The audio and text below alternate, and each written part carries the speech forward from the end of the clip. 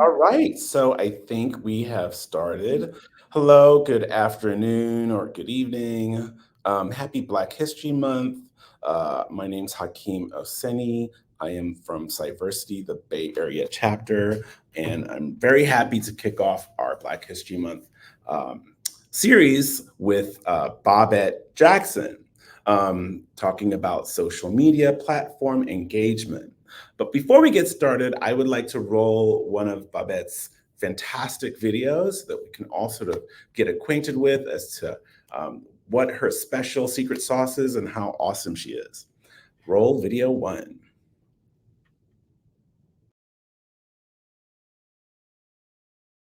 Password. You should have strong passwords, but I'm going to tell you why it's not enough. But it's still not enough. Not nearly enough. Remember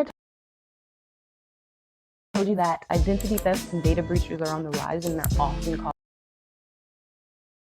caused by compromised passwords. Well, if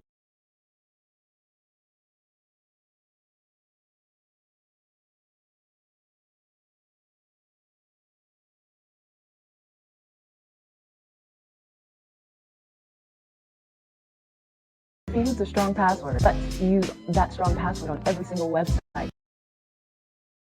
that you log in to, and that password is compromised, then the person who stole those passwords or bought dark web is going to use those passwords to get into all different types of websites. So, in simple terms, that just means if you use the same strong password on every single website that you log into, you are. But there's ways you can get around this.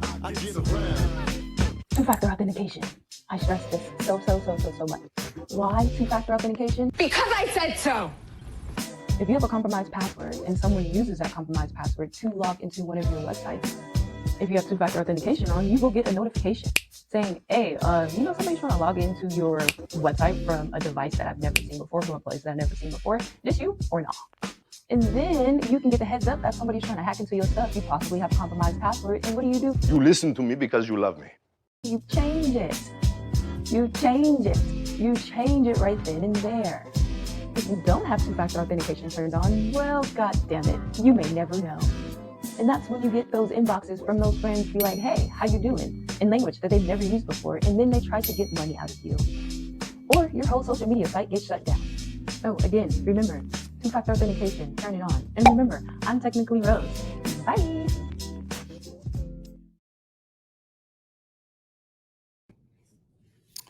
All right, technically Rose. Hi, Bobette, how are you doing today? I'm doing good. Happy Friday. Happy Black History Month. Thank you. Happy Friday. Happy Black History Month. I think we color coordinated there with the purple, but that's good. So, please tell me about yourself, where you're from, and where you're currently working. Let's start there. Yeah, so I'm from the Bay Area. I was born and raised in San Francisco. I feel like I'm one of the few that's still out here. Shout out to you because I see you're still out in the Bay Area, born and raised. I currently work at Edward Jones. I'm a senior insider threat analyst / data loss prevention analyst. In very simple terms, that just means I protect the company's most valuable assets. But in cooler terms, that just means that I get paid to be nosy, to look for insider stuff. So inside of the company, most people have this idea that cybersecurity is more so on the defense of the outside. So like attackers getting into the company, but I work on the opposite side, which is insiders trying to take your company's most valuable assets and take them to another company or use it for monetary value. Wow. Thank you so much. Sounds really interesting and exciting. I want to hear about your journey, and then I want to hear about the social media thing. So just tell me, how did you get started in that role? How did you, that seems like a very involved or senior position. Tell me about your journey into cybersecurity, and then let's get into your journey in social media. Yeah, so it's a long story, but I'm gonna wrap it up. So first, I'm gonna start off with I wasn't really interested in technology all through high school. The reason why I Went to summer school was because of science and technology. I continued to fail those classes, but later on, my counselor was like, "Why don't you just try a STEM major? Try computer science." And I was like, I don't know, that doesn't make any sense to me. But I gave it a try.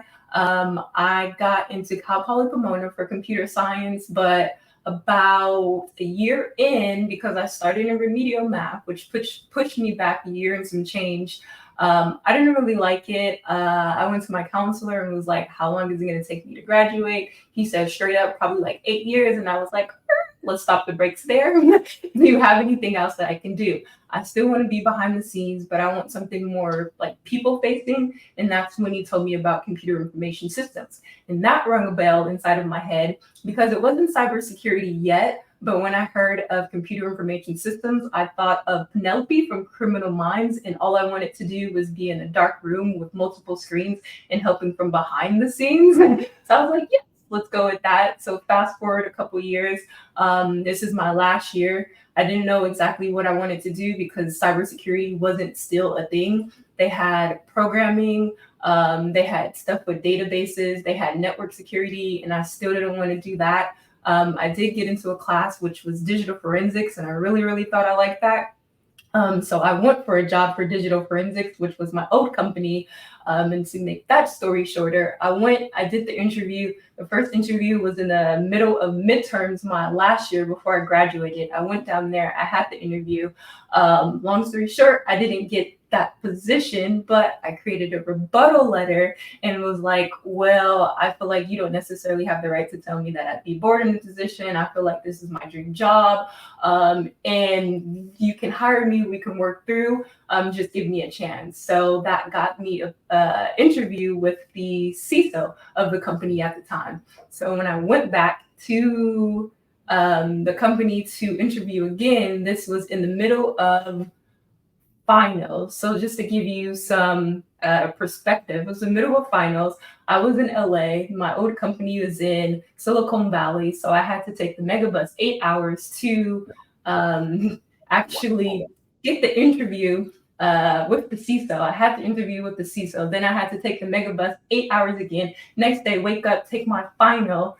And then fast forward maybe like a couple more days, I'm about to graduate. 20 minutes before I graduate, I get a text message from my old manager at my old company saying, well, we're not going to give you the job of digital forensics, but we're going to give you the job of data loss prevention. And I had no clue what that was. He gave me kind of like the job description, and I didn't like tick any of the things that are on the job description, but he was like, it's okay. Later on, he told me that the reason why he didn't give me the job for digital forensics is because he felt like I needed more autonomy. And if you know anything about digital forensics, things have to be done by the book. It's not too much room for creativity because a lot of the cases can go to the law enforcement. So that's how I got into data loss prevention. And data loss prevention is just protecting the company's most valuable assets. And I was responsible for building up the program from the bottom up. So my old company was about 10,000 people. So my job was to stop 10,000 people from taking the company's most valuable assets. And then how I got into my current role at Edward Jones is this whole idea of knowing your value in very, very simple terms and understanding that you can easily get comfortable, but in this field, you don't want to get comfortable, especially when you know your own value. So I felt like, and many other people on my team at my old company felt like my value wasn't being recognized. I wasn't getting paid the way that I needed to be paid. So I jumped ship to now Edward Jones, where I'm the senior insider threat analyst, and I was the second hire on the team. And now my team is of 13 people. And yeah, we're stopping bad guys, bad girls, bad people daily. So that's my story. Wow. There are so many nuggets in there. I love that. I love that. Okay, because, the topic is really social media. That video that looked like a lot of work. That looked like it was Hollywood or it had the Tupac, it had the music, it was coordinated, it had some Simpsons in there. Walk me through, why did you do it? How did you pick the theme? How long did it take you to make? Just tell me about that. You're just an Yeah. amazing person. Can I just take a moment and say how amazing you are? Like, I'm even amazed, and I know you. So I'm still amazed because now I'm really like double clicking. Before I'm like, oh, you look fabulous. But now I'm just like, wow, girl, you got something going on there. All right, so break it down. Let's talk about your social media. Yeah, so my social media came along at my old job. I was thrown an intern, and my intern was, I think he was like in 10th grade or 11th grade, and he seemed kind of so about cybersecurity. I don't know why he entered the program, but I was trying to get him interested. So before I wanted to tell him to like go on YouTube and find some videos about cybersecurity, but I did that myself. And as I was going through videos on YouTube, or just social media about cybersecurity, they were really boring and mundane, and I didn't want to watch them myself. So I was like, this could be an interesting field because I like to teach, I like to learn, I like to make things funny, I like to make things memorable, and I feel like I'm a creative overall. So that's when I just took it upon myself to do that. So I think I started this maybe 2.5 years ago during Cybersecurity Awareness Month. And that's when I just started to make videos about the common things that to me, I work in cybersecurity, I work in technology. So some things are like common knowledge to me, but to the average person, I had to understand that it's not common knowledge. But I wanted to add a twist to it because, we live in the days where people have a very short attention span. And thanks to TikTok, we want things to be funny, we want things to be educational, we want things to be entertaining. If it doesn't mark any of those three, then you have about 30 seconds till someone passes through to watch another video. So that's what I wanted to do. And the whole process of making the videos, I will say from the first video that I made to today's video that I've made this year, it has become a very long way.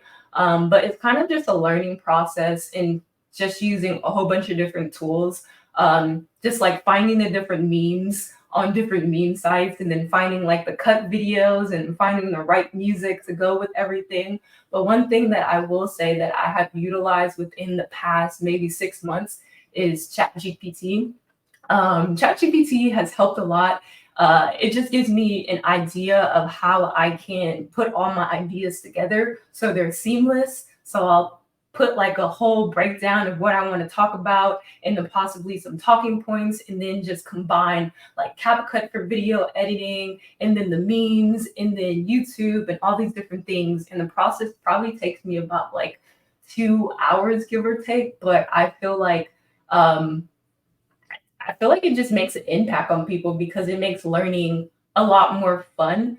Because I'm a technology major, and I know when I was in college, a lot of my classes were just like a snooze fest.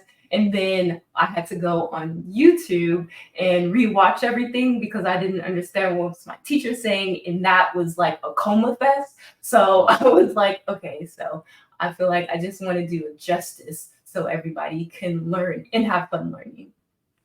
You bring up so many good points. I could just remember so many classes, just boring content, right? Like if we could make cybersecurity like pop music or hip hop music, like how much more would it sink and live with us? But yeah, and then you talk about TikTok. It's so funny. I'm not a TikToker. I'm a bit old and a bit gray, but I do TikTok. And then you're right. You have less than 30 seconds before I flip to the next. So like, what can you squeeze into 30 seconds is going to be meaningful and impactful. I love that. You know what? Why don't we roll your second video? So let's roll video number 2.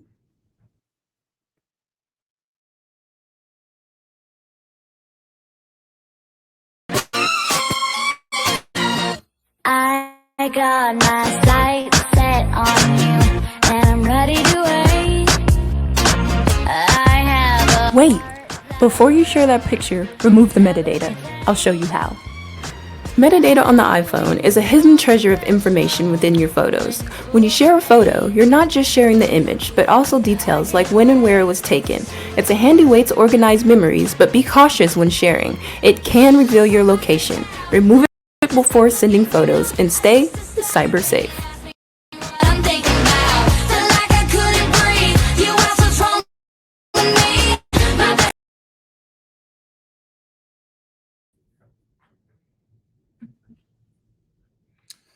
Wow. All right. So, I mean, that seems pretty important. So, like, when I put up photos, there's other things in that photo. What's that about? Yeah, so shout out to Apple, 'cause Apple's doing a good job progressively year by year thinking about security. But when you take a photo, it has metadata. And then in that metadata, that person can usually tell the details of what type of camera you use. It can be your iPhone camera, it can be a digital camera, whatever device you use. But the other thing that's really important, it can pinpoint the location of where you took the photo. And that's really important. So usually someone will snap a photo for whoever they're trying to send it to, and then it gets sent to that person. That person can download the photo, and then when they swipe up, they can tell the almost the exact location of where you took that photo. So if you have someone that may have creeper vibes or something like that, then they have all that information, and there's no telling what they can do with that information. And a lot of people didn't know that, but yeah, Apple definitely has helped out with adding that little, making it easier for people to remove metadata and personal information from their photos. Wow, that's really critically important. I know, and I think I've done some work with like the Center of Long-Term Cybersecurity and some people, lawyers who are always talking about, people tracking other people or people being stalked or cased or all the other information. And also, just like I know there was a time we're thinking, hey, like even before you upload it, like it lives in the digital domain forever. So, we try to tell, especially young kids, like, don't share these things with your friends because it's going to be stored somewhere in some data aggregator. And like maybe one day when you're running for state senator or, somebody's going to resurrect all these things and like, they could do a TikTok video and things you don't want associated with yourself. I've done my fair share of things which I should have done, and they're on the internet. But like now I know better, right? Now that I'm older, that's really fantastic. So let's talk about engagement. Like it's one thing to sort of do these videos, like we do these videos too, right? How do you we've mentioned this before, but talk to me about engagement and how do you give it more life? How do you get more miles out of it? Yeah, so that's really, really important, especially in the cybersecurity realm or field, is engaging with people, it's talking to people, it's chatting with people. If there's events places, then you go to those different events. But a lot of people, when you have something interesting, a lot of people get interested. So a lot of people will either inbox you or they'll comment. And a lot of times it's people commenting. Those people are in cybersecurity or they may be doing the same thing that you're doing. So a lot of the people I have that I follow on my Technically Rose page are in some type of cybersecurity, and they're doing the same thing. They're making cybersecurity videos. So I comment on them, I share them, I repost them, and do the whole 9 yards because they were a community at the end of the day. So when it comes to social media is kind of like the new gold now.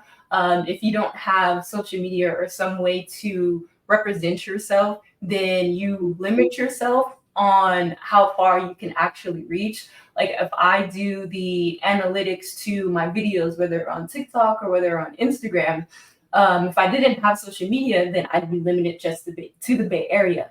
But now that I have social media, I have no limits. Like I have viewers who are like in the UK, some are like in Africa, but you never know the impact that you're going to make. And that's one thing that I had to learn, is this idea of when it comes to social media, you may only get like 10 views when you first start off. But the idea is you may get 10 views, but you may impact like one or two people and it hits really, really hard. And that those one or two people, they're going to come to you for guidance, or those one or two people are going to spark an interest of cybersecurity, or those one or two people are going to be like, hey, maybe I do need to change my passwords or turn on two-factor authentication so my accounts don't get hacked. It's the small changes and the consistent small changes that continue to add up that become like the impact. And because it's on social media, you bring more awareness to the things that most people are ignoring because they feel like it's too hard because it's been explained too complicatedly, if that's a word. Complicatedly, yes. It's small 12-point fine print, and do I really? I mean, I have. Like, I think the average person has 400 passwords. Now I have to do MFA, and are you using this authenticator or that authenticator or this key? What is a YubiKey? What is multi-factor? What's authentication? Like, I mean, we live and work in this every day, but I know people who don't. It just sounds like another layer of administration. How do you think? I mean, have you engaged with people like in your family or in your inner circle who aren't as cybered up, and have you been able to impact and change their behavior? Yes, it was actually funny because my niece, she is, how old is she? I think she's maybe like 17 or 18 now. She called me on the phone and she was like, I need a secure password. I was like, what? I was like, what do you mean? Are you even watching my videos? She was like, yeah, I'm trying to create a new password. I need a secure password. I was like, "Oh, okay, I can give that to you." And then I also have other people coming to me, like asking me, like, is this actually legit? Should I really turn on two-factor authentication? Can you help me with this? People coming to me about getting into cybersecurity. So yeah, it definitely makes an impact. And then even people like recognizing me on who I am, just from my videos that I've made in the past. Because like I said, I just want to make it fun. And then if you make it fun, then people are actually going to learn from it. And then of course, if they don't understand it, then they'll usually just come to me for more questions, or they can research themselves to get more information.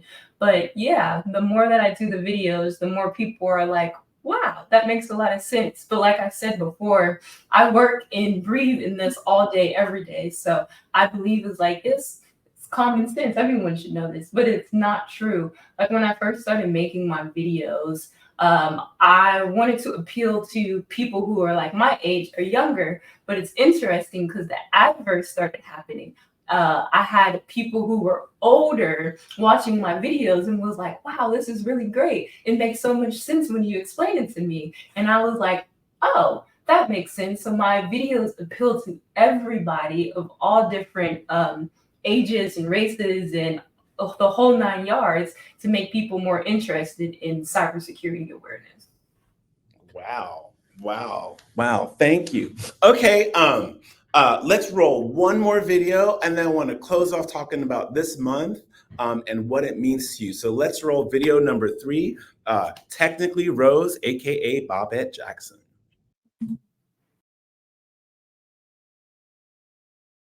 In security, we're going to talk about why you should lie in your security questions. It was all a lie. Guys, it was all a lie. She lied. Have you ever been scrolling down social media, Facebook to be specific, and it's someone posting random questions like, what's your favorite color?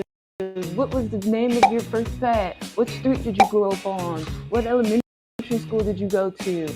And people are literally underneath there shouting from the keyboard in all capitals. I know the answer.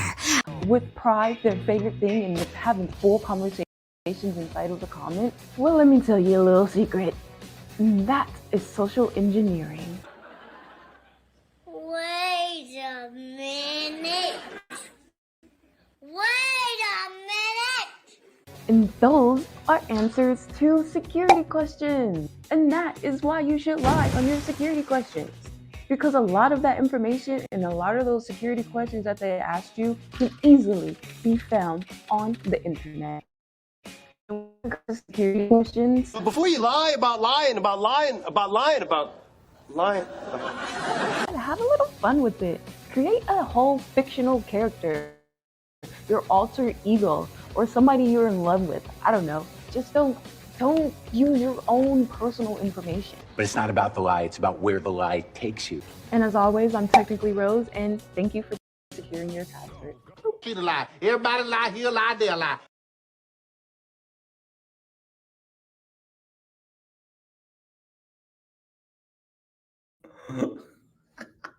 That is the funniest.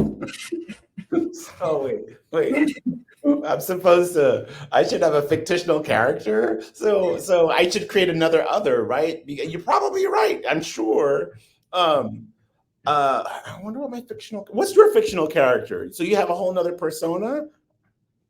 So my fictional character was Rose because I only started going by the name Rose a couple years ago, and Rose comes from my middle name, Rosalie. But now I'm starting to go by that, so now I have to like change everything. But like I said, make it fun, make it interesting, make it something that you'll remember, make it someone that you want to be into the future because manifestation is real. So just don't make it you.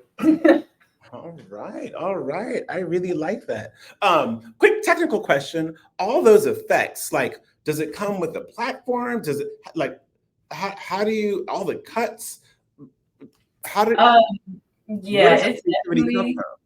yeah, it's a learning curve. The more you play with it, the more you start to understand it. But the biggest thing is learning from other people's videos. So what I do is kind of just search the hashtag cybersecurity and then I take from that. Or search just look at people's videos who are out there trying to do videos kind of like me or just information videos and see what was the most popular, why it was the most popular.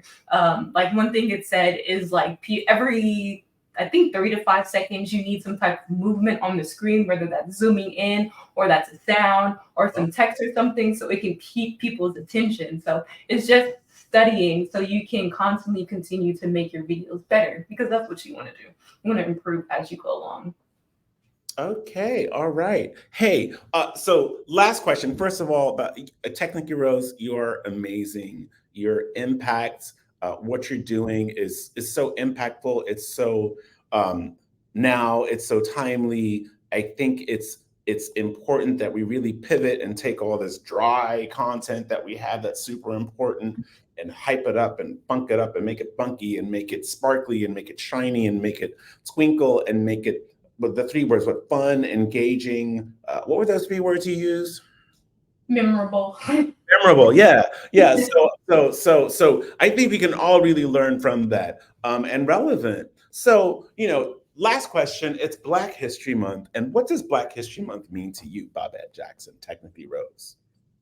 I think Black History Month to me kind of just means remembering who you are, where you came from, what you can do, what people before you accomplished, what you're going to do, and like just remembering you and celebrating you.